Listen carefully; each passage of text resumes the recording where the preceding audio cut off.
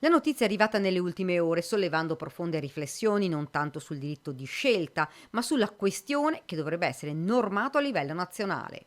E ancora, nonostante tutto, non è così. Il Veneto è la prima regione d'Italia ad aver raggiunto e poi depositato la soglia delle firme necessarie per poter portare la proposta di legge regionale sul suicidio assistito in Consiglio regionale. Ora stanno raccogliendo le firme anche altre regioni italiane. È un tema che va affrontato con delicatezza e rispetto, commenta subito Alberto Villanova, capogruppo della Lega in Consiglio regionale.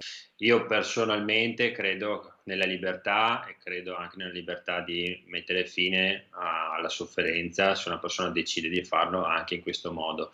In Consiglio regionale abbiamo votato una mozione qualche tempo fa proprio su questo tema, una mozione che arrivava dall'opposizione e io ho lasciato libertà di scelta ai miei consiglieri, proprio perché secondo me su temi etici come questo, temi molto delicati, non si può dare un ordine di partito, non ci può essere un'imposizione.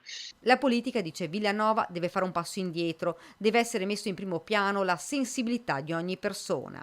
Ma devono esserci regole chiare, termina e una linea comune per tutte le regioni. Ne è convinta anche Vanessa Camani, capogruppo del Partito Democratico, che sottolinea come sia un diritto in Italia, ma non definito sulla base di una legge nazionale. Siamo di fronte ad una battaglia di civiltà per il nostro paese, rispetto alla quale c'è una latitanza del Parlamento nazionale molto grave.